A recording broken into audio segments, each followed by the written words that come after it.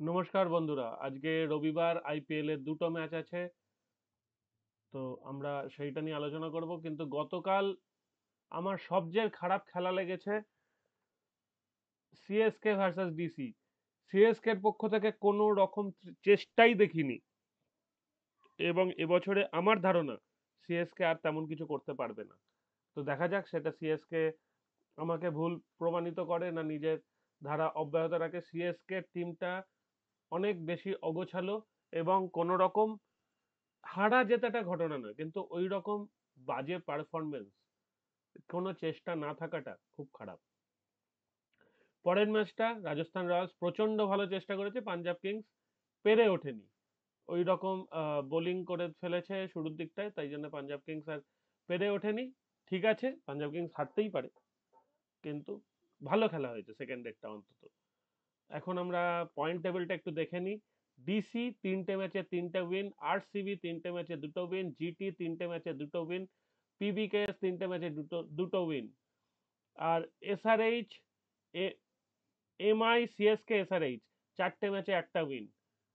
তার মানে একমাত্র ডিসি হচ্ছে 6, বাকি সবাই 4 আর 2। এখনো তেমন কিছু সমস্যা হয়নি, কিন্তু যেটা হচ্ছে সিএসকে টিম দেখে আমি অনেক আশাহত। আপনারাও কমেন্টে জানান যে সিএসকে খেলা দেখে আপনাদের মোটেও ভালো লেগেছে না ঠিক আছে সিএসকে পরে টেনে দেবে, এটা কোনো ব্যাপার না, এরম মনে হয়েছে।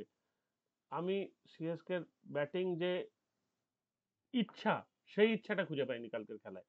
হয়তো পরে ভালো খেলবে না খেলবে সেটা ভবিষ্যৎ জানে। আজকে খেলা নিয়ে এবার আলোচনা করি। আজকে দুটো ম্যাচ। ও, আজকে কটা ম্যাচ? একটা ম্যাচ, সরি। হ্যাঁ, আজকে একটাই ম্যাচ। তাহলে তো সমস্যাই নেই। আমি গতকাল দুটো ম্যাচ ছিল, আমি ভাবলাম যে রবিবারে এবারে দুটো ম্যাচ দিয়েছে, আমি খেয়ালই করিনি, এই প্রথম দেখছি। আজকে একটা ম্যাচ, এবং সানরাইজার্স হায়দ্রাবাদ আর জিটি। জিটি আর সানরাইজার্স হায়দ্রাবাদ, হায়দ্রাবাদে খেলা। হায়দ্রাবাদ কি পারবে তার পুনরুদ্ধার করতে, নিজের যে সব হারিয়ে যাওয়া অতীত? তারা মোটামুটি খাতা খুললেই 250-300 রান করার কাছে পৌঁছে যেত। এই অবস্থা থেকে সানরাইজার্স পরপর 3টে ম্যাচ হেরেছে, আবার তারা হায়দ্রাবাদে ফিরে এসছে এবং জিটির এগেনস্টে ফিরে এসছে। জিটি ঠিকঠাক টিম, মারাত্মক ভালো টিম নয়। ঠিক আছে, জিটির রশিদ খান, সাই কিশোর এবারে অসম্ভব ভালো পারফরমেন্স করছে বলতে সাই কিশোর আর সাই সুদর্শন।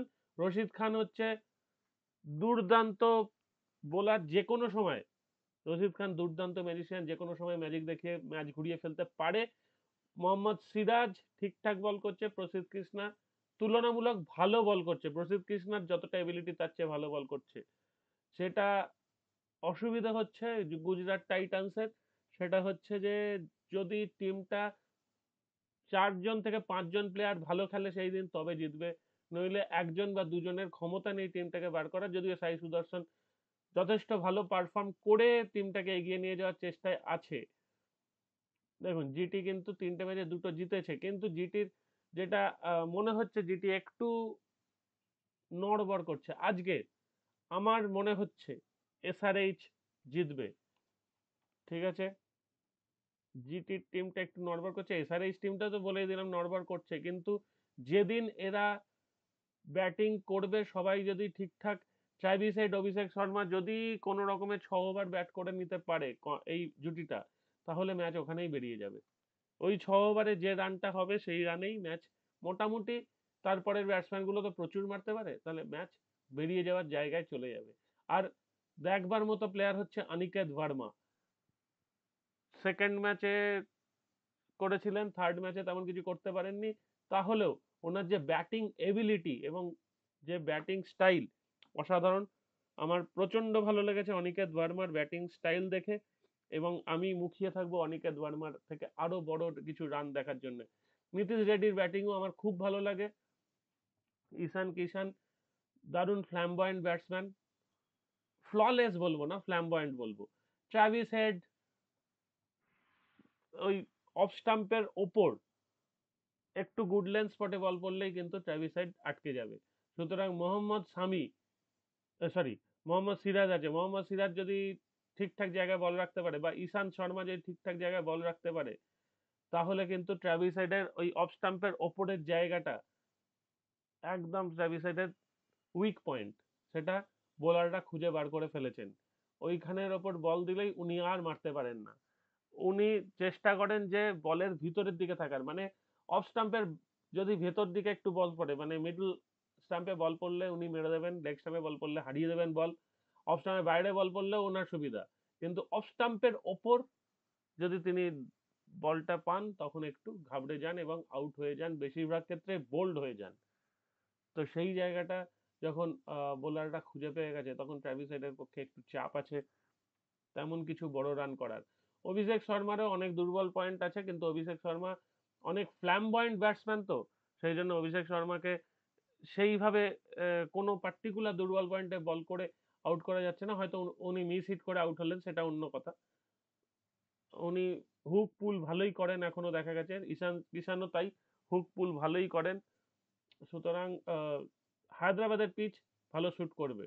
নীতিশ রেড্ডির ব্যাটিং অনেক বেশি কম্প্যাক্ট, কামিন্দু মেন্ডিস ঠিকঠাক ব্যাট করে, হেনরিক ক্লাসেন নিজে আউট হতে না চাইলে আউট করা মুশকিল আছে, হাতে অসম্ভব জোর, ট্র্যাভিস হেডের হাতেও অসম্ভব জোর।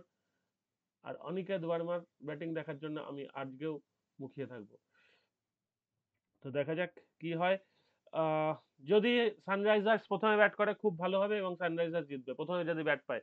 সেকেন্ডে ব্যাট করলে গুজরাট যদি 200 রান করে ফেলে তাহলে কিন্তু সানরাইজার্সের একটু চাপ হলেও হতে পারে। আজকে এক্সপেক্টেড পিচ দেখি, এখানে ব্ল্যাক সয়েলের বলে সেরকম কিছু নেই। Average first innings score 213, belter since 2024, this is just third game in Uppal this session, pitch still fresh, SRH would welcome a return home climbs where they hit 286। আমার মনে হয় আজকে একটা বড় রান করার দিকে তাকিয়ে থাকবে SRH অন্তত, এবং SRH চাইবে প্রথমে ব্যাট করে বড় রান করে ম্যাচ থেকে জিটিকে বার করে দেওয়া। আর উল্টোটা ঘটলে খেলাটা ভীষণ ইন্টারেস্টিং হয়ে যাবে। যদি SRH 230 প্লাস রান করে তাহলে জিটি যদি প্রথম দিকে চেস করে খেলাটা ভীষণ ইন্টারেস্টিং হবে। আর SRH যদি 200 কাছাকাছি রান করে তাহলেও খেলাটা যথেষ্ট ইন্টারেস্টিং হবে, শেষে 1-2 রানে SRH জিততে পারে। কিন্তু যদি জিটি 200 কাছাকাছি রান করে SRH কতটা জিততে পারবে সেটা নিয়ে আমার কিন্তু সংশয় আছে। এই হলো আজকের আমার প্রেডিকশন। এবার দেখা যাক যে কোন প্রেডিকশনটা কাজ করে। আমি এতগুলো সম্ভাবনা বললাম, এবার সেটার জন্যই আমরা ওয়েট করব যে কোন প্রেডিকশনটা কাজ করে।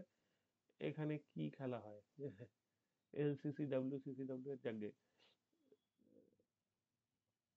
গতকাল থেকে কাউন্টি শুরু হয়েছে। কাউন্টির খেলা যারা দেখেন তারা নিশ্চয়ই উপভোগ করছেন, কিন্তু দেখুন রান, দেখুন সামারসেট 637 করে দিয়েছে। বাপরে, গতকাল না গত পরশু থেকে হয়েছে, কারণ এতগুলো রান তো হয়ে যাওয়ার কথা না। তো সেটাই দেখার। Second match, third match, first match, ঠিক আছে। আমরা পরবর্তীকালে সময় পেলে নয় কাউন্টি নিয়ে আলোচনা করব, এই মুহূর্তে কাউন্টি নিয়ে আলোচনা করার কিছু নেই। ফুটবল নিয়ে আলোচনা করা যেত, কিন্তু আমি রিসেন্টলি নিজে ফুটবল থেকে অনেক দূরে আছি কয়েকদিন ধরে, সেই জন্য আমি ফুটবল নিয়ে এই মুহূর্তে আলোচনা করছি না, পরবর্তীকালে দেখা যাবে। আজকে এখানে শেষ করছি। যদি ভালো লাগে ভিডিওটা তাহলে বন্ধুদের সঙ্গে শেয়ার করুন, আর যদি ভালো না লাগে তাহলে একটু কমেন্টে জানান যে দাদা ভিডিও আর করবেন না, ভালো লাগছে না। ঠিক আছে, থ্যাংক ইউ।